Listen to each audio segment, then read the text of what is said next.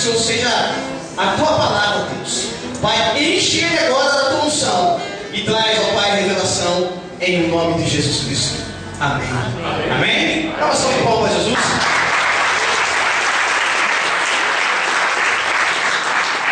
Graças a Deus. Cumprimento a graça da amada igreja com a paz do Senhor. Amém. Glórias a Deus. Quando o pastor ele me deu a oportunidade para que eu viesse ministrar a palavra nessa noite,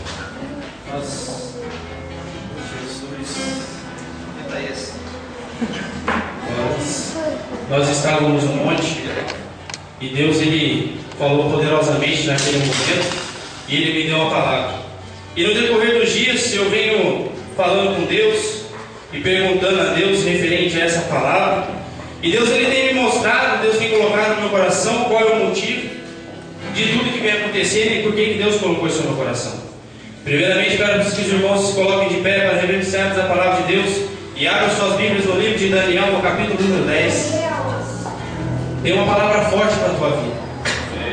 Tem algo que Deus colocou no meu coração, que nesta noite eu vou fazer apenas a vontade de Deus.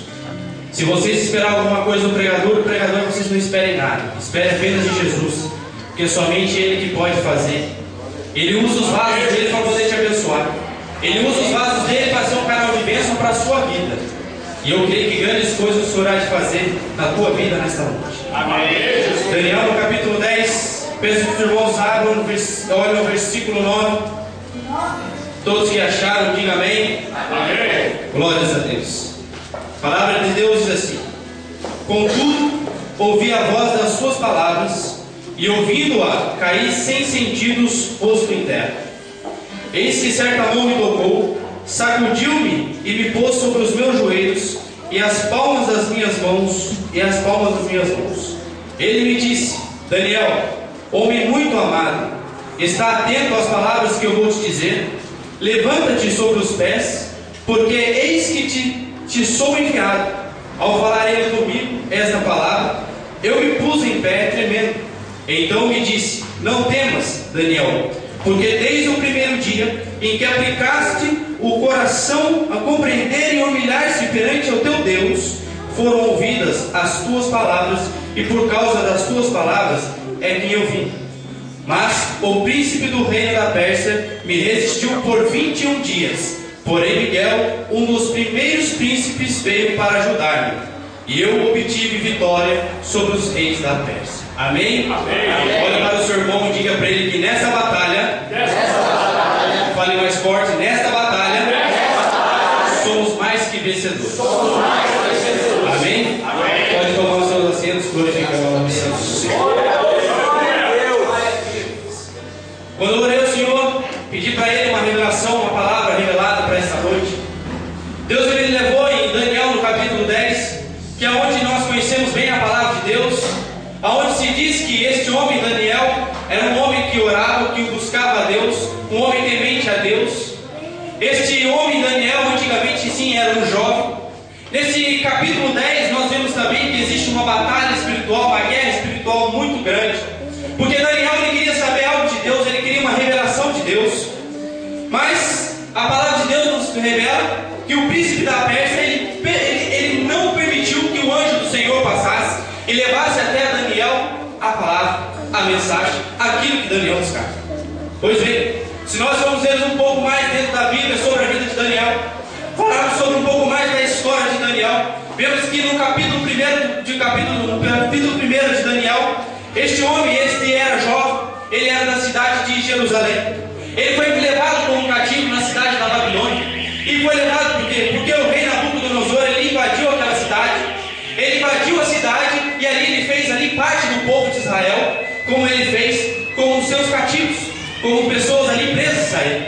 Pois bem, nesse meio tempo, nesse primeiro capítulo, existiam ali 4 jovens que a Bíblia nos relata que um é Daniel, outro é Azarias, outro é Ananias, outro é Misael. Que esses 3 jovens são nomeados, colocados como Sadraque, Mesaque e Abednego, como nós podemos conhecer. Mas, pois bem, não é sobre os 3 que eu vou falar nesta noite. Eu venho falar nesta noite justamente de uma batalha, de uma guerra espiritual que nós vivemos cada dia mais, todos os dias de nossas vidas. E que batalha é esta? São batalhas que nós não podemos enxergar, são batalhas que nós não olhamos aos nossos olhos nus, mas são batalhas que o Senhor lá em cima do trono uma bênção, que nós precisamos de uma vitória. Eu não sei, querida igreja, o que você precisa nesta noite. Eu não sei como está andando a tua vida. Eu não sei das suas dificuldades, das suas adversidades. Eu não sei das suas petições, das suas orações. A única coisa que eu sei, que eu posso lhe dizer, que nós servimos um Deus vivo, que um Deus maravilhoso, que Ele está sentado lá em cima do trono. Ele está olhando para a minha vida, para a sua vida. Sabe para quê? Para que Ele possa pelejar por mim e por você. Para que Ele possa pelejar pelas nossas vidas. Para que eu e você possamos receber as nossas bênçãos. Para que eu e você possamos receber a nossa vitória. Sabe por quê? Porque a palavra de Deus, ele fala que nós somos mais que vencedores. E se nós somos mais que vencedores, nós temos que clamar ao Senhor, glorificar e exaltar o nome santo do Senhor. E o primeiro ponto que eu vejo aqui na palavra de Deus é que nós devemos se humilhar diante de Deus. Aqui, este homem, este anjo, quando ele se revela a Daniel, ele diz a Daniel que pelas humilhações, por ele ter se humilhado a Deus, Deus já ouviu a tua palavra. E que no primeiro dia, Deus já mandou a resposta. Quando de nós não temos orado, nós não temos buscado, quando de nós temos falando com Deus, suplicando, orando, pedindo e falando, e as nossas respostas não chegaram no primeiro momento. As nossas respostas não chegaram naquele momento que nós viemos orando, pedindo, clamando e falando com Deus. Quantas e quantas vezes as nossas respostas vêm demoradas, e até mesmo nós murmuramos, reclamamos e falamos para Deus: Senhor, o Senhor esqueceu de mim.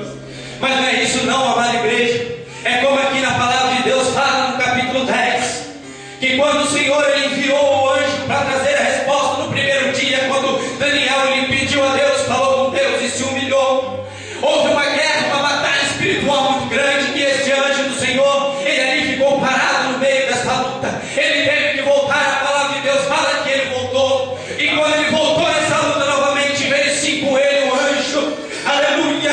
Este anjo querubim estava ali juntamente com aquele anjo, e uma batalha grande foi travada. Na minha vida e na sua vida não é diferente. É uma batalha muito grande travada. É uma batalha grande travada. Satanás ele tem tentado nos tirar o sossego. Satanás ele tem tentado nos tirar, aleluia, a nosso sossego diante de Deus. Mas eu quero lhe dizer uma coisa: que pode ele tentar quantas vezes for, pode ele apenas tentar, mas ele não vai conseguir, porque o Senhor ele peleja por você, o Senhor ele peleja por mim. E Deus tem algo maravilhoso para entregar na sua vida. Glória a Deus. E quando nós falamos em humilhar-se a Deus, quando nós falamos em humilhação ao diante do Senhor, essas humilhações é quando nós pedimos, nós falamos com Deus, nós prostramos diante de Deus. E quando a gente se prostra diante de Deus, o segundo ponto que eu vejo é a oração, o poder de uma oração, o que uma oração pode fazer, aleluia. Em 1 Samuel, no capítulo 1, todos nós conhecemos a história de Ana. Ana, aquela mulher, mulher de Elcana. Ana era uma mulher que ela era estéril. Ana ela não podia dar frutos. E Ana ela não podendo dar frutos, ela colocou a sua serva do marido para que dessem filhos ao marido. E Ana, a única coisa que ela poderia fazer em determinado momento é somente falar com Deus e suplicar a Deus. A palavra de Deus nos fala que Penina era uma mulher que irritava Ana. Ela irritava Ana de uma certa forma, que Ana, tudo que Ana, quando Ana olhava para Penina sempre dizia: olha aqui, Ana, eu tenho filhos. Olha aqui, Ana, você não pode gerar filhos. Você não pode fazer nada. Eu posso. Penina, ela irritava Ana de uma certa forma, que tudo isso era voltado para que ela pudesse fazer o quê? Blasfemar com Deus, reclamar com Deus e dizer a Deus: olha só, Deus, o que acontece com a minha vida? Olha só, Deus, por que está assim, Deus? Porque eu sou estéril, porque eu não posso dar frutos. O inimigo tem colocado na sua mente que você é estéril, que você não pode dar fruto. O inimigo tem trabalhado fortemente nas nossas vidas, querendo dizer que nós não podemos dar frutos. E que frutos são esses dentro da igreja? Ou às vezes é no louvor, na pregação, fazer a obra de Deus, ou até mesmo na nossa vida, lá fora, na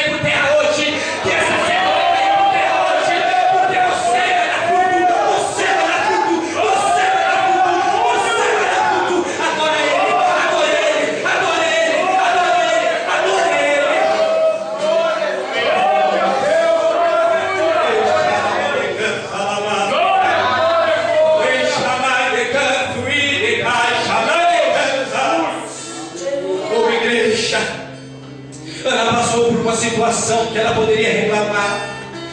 A Bíblia nos relata e nos diz que ela orou ao Senhor, ela buscou o Senhor, ela teve fé em Deus.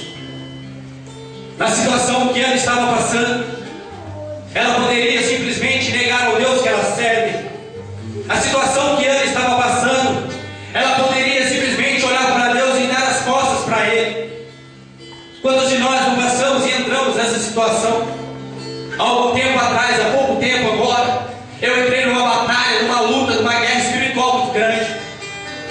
Eu não tenho vergonha em dizer, e não me nego em dizer, quando nós estamos em cima do púlpito pregando a palavra de Deus, nós pregamos aquilo que nós vivemos. Nós não temos que pregar ladainha, nós não temos que pregar algo que simplesmente para encher o coração, mas você dentro da igreja se enche o coração, chega lá fora, você está vazio. Nós temos que pregar aquilo que nós vivemos, nós temos que pregar aquilo que nós realmente estamos passando no dia a dia. Tive uma batalha, uma guerra espiritual muito grande há poucos dias. Eu desempregado, a minha esposa desempregada. Parece que as portas se fecharam, até chegar um certo momento que parecia que ali eu ia crescer. Mas neste momento eu me firmei cada vez mais no caminhar dentro da igreja, juntamente com o Senhor. Eu muitas e muitas vezes, junto com a minha esposa, a gente chegava aqui dentro da igreja, nós estávamos sorrindo, alegres, dando risada, mas ninguém sabia o que nós tínhamos passado durante o dia. Ninguém sabia o que tinha acontecido com as nossas vidas durante o dia. Ninguém sabia sequer o que estava acontecendo dentro da nossa casa. Mas aquele que está lá em cima, sentado ao trono, aleluia,